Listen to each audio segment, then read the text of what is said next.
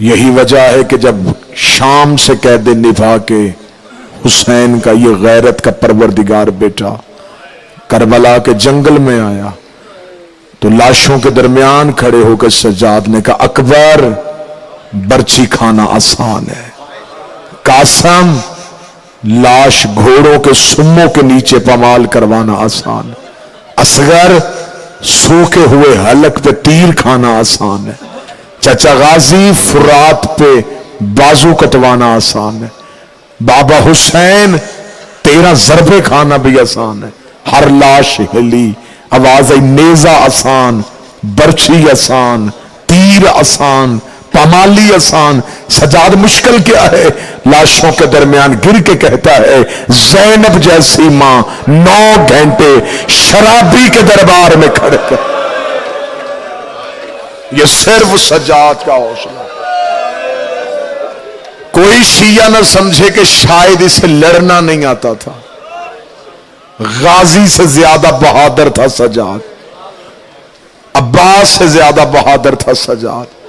میں نے لفظ کہا اگر آپ کے ذہن میں سوال ہے تو میں جواب دے دیتا ہوں، سجاد کی جگہ عباس ہوتے تو پہلے ہی چوک میں مر جاتے۔ یہ تو حوصلہ تھا سجاد کا جو ہر موڑ پہ اسے حجت کی وجہ سے زندہ رکھا گیا۔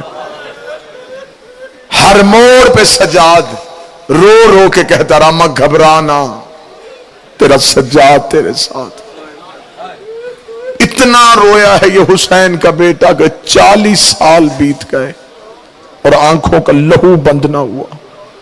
منہال کوفی نے دو کے کہا مولا آنکھوں کا لہو بند کر، رو کے کہتے کیسے بند کروں میں آنکھیں بند کروں، مجھے کبھی اکبر نظر آتا ہے، میں کسی کا جوان دیکھوں مجھے قاسم یاد آتا ہے، میں کسی کی گود میں بچہ دیکھوں مجھے اصغر یاد آتا ہے۔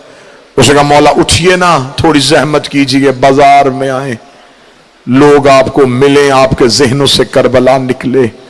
سجاد تڑپ کے کہتے نہ لے کے جا، میں بازار جاؤں مجھے شام کے بازار یاد آتے۔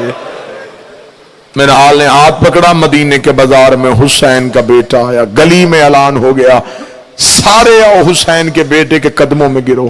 کسی نے کہا مولا سلام، کسی نے کہا آقا سلام، کسی نے کہا وارث سلام۔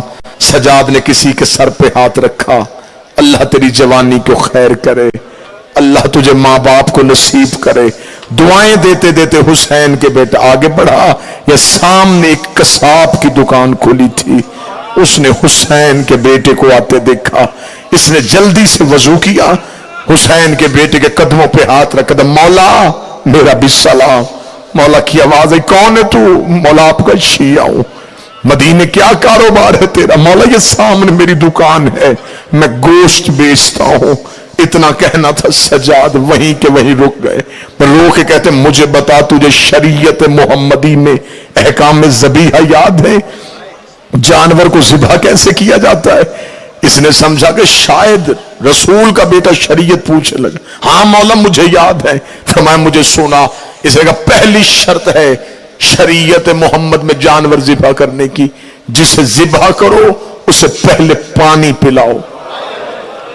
پانی پلانے کا نام آنا تھا، سجاد زمین پہ گر گئے، رو کے کہتے لوگ جانوروں کو پانی پلا کے ذبح کرتے، میرے بہتے دریا پہ پیاسے مارے گئے۔ سجاد نے کہا مجھے دوسری شرط سنا۔ اس نے کہا مولا دوسری شرط یہ ہے کہ جانور کو جانور کے سامنے ذبح نہیں کرتے۔ سجاد نے امامہ اتار کے مدینے کے بازار میں پھینکا، رو کے کہا لوگ جانور کو جانور کے سامنے ذبح نہیں کرتے، میری 3 پھپھیاں سر پہ قرآن رکھ کے 70 قدم کے فاصلے پہ رو رو کے قاتل کو کہتی نہیں نہ مار، میرا 3 دن کا پیاسا ہے۔ مولا نے فرمایا جلدی کر مجھے تیسری شرط سنا۔ اس نے ہاتھ جوڑ کے کہا مولا میں شرطیں سناتا ہوں آپ روتے ہیں۔ فرمایا رو نہیں رہا، میری عبادت ہو رہی ہے، جلدی کر مجھے تیسری شرط سنا۔ ڈھڈیال گرد و نواح کا फरमा ये तड़पा, तड़प के कहने लगा मौला तीसरी और आखिरी शर्त ये है, जानवर को जिस छुरी से ज़िबा करो वो तेज होनी चाहिए, वो तेज होनी चाहिए। सजाद रो के कहते मुझे मेरी हवेली वापस छोड़ आओ।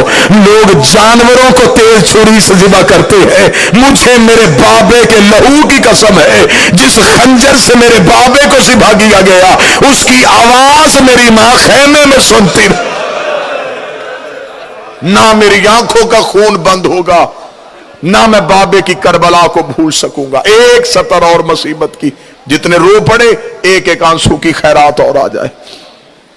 सैयदुल साजिदीन है ये हुसैन का बेटा, ज़ैनुल आबिदीन है ये हुसैन का बेटा। सजदा हुसैन का भी आसान नहीं था, बेटों भतीजों की लाशों के दरमियान किया। सजदा अली का भी आसान नहीं था, जो कूफा की मस्जिद में किया। लेकिन सैयदुल साजिदीन अली ना हुए, सैयदुल साजिदीन हुसैन ना हुए, सैयदुल साजिदीन है हुसैन का बेटा। अब मुझसे वो सजदा सुनो और मैं आपको सलाम करूं। आपको आज सारा दिन जाकर जनाब सज्जाद के दर्द सुनाएंगे। किताबें कहती हैं जो मौला सज्जाद के गर्दन में तौक था, कतन ये न समझिएगा कि ये सिर्फ एक तौक ही था। मुझे मिंबर की इज्जत की कसम है, किताबें कहती है इस तौक के अंदर लोहे की बर्छियां लगी हुई थी। इस तौक का एक टुकड़ा आज भी हैदराबाद दक्कन में है। उस मोहल्ले को लोग दारुल शफा कहते हैं, हिंदू भी वहां आके शिफा मांगते हैं। यह तौक मौला सज्जाद की गर्दन में था। इसके दोनों तरफ लंबी लंबी जंजीरें थी। दाईं तरफ की जंजीर भी 4 मौलानों के हाथ में थी, बाईं तरफ की जंजीर भी 4 मौलानों के हाथ में थी। किताबें कहती तौक का वजन इतना ज्यादा था, मौला सज्जाद की कमर तौक के वजन की वजह से झुकी हुई थी। किताबें कहती है कि एक बार बाजार में जाते हुए एक शख्स ने हुसैन के बेटे को पहचान लिया, ये अली का मुहिब था। ये जोश में आया और आके करीब आके कहने लगा है अली का क्या लगता है? सजाद रो कहते लगता नहीं, मैं खुद अली हूं। नाम क्या है तेरा? फरमाया अली इब्न हुसैन, हुसैन का बेटा है। इतना कहना था, ये तड़पा, इसका हाथ आया तलवार के कब्जे पे। ये शाम के बाजार में तलवार खींचने लगा, झुकी कमर से सजाद की आवाज, खबरदार तलवार न खींचना।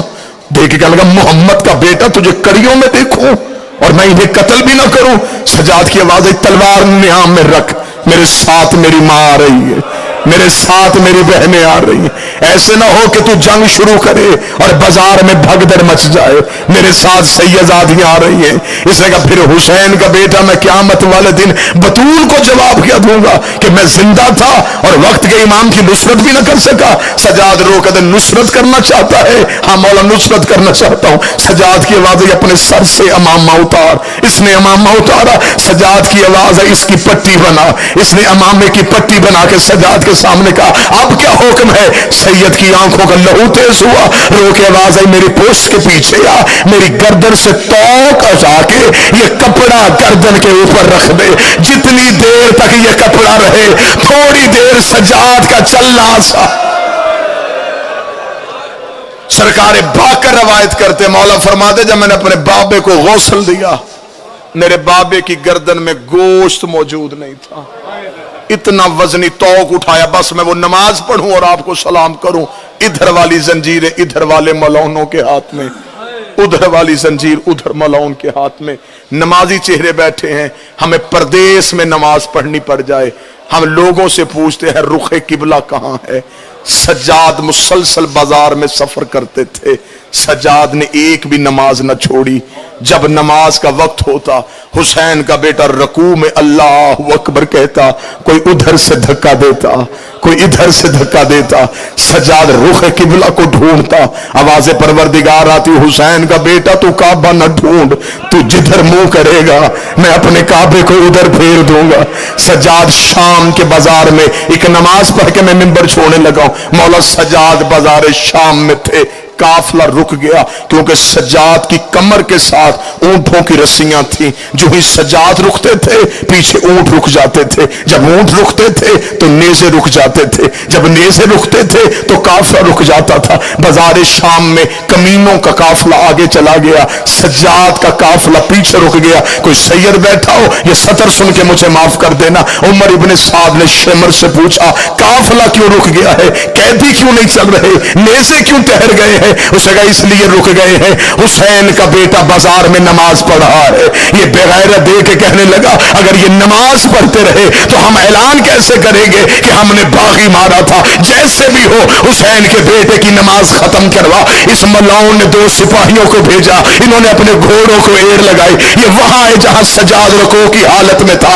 इन्होंने दोनों मलाउनों से सज्जाद के तौ की जंजीरें खींची।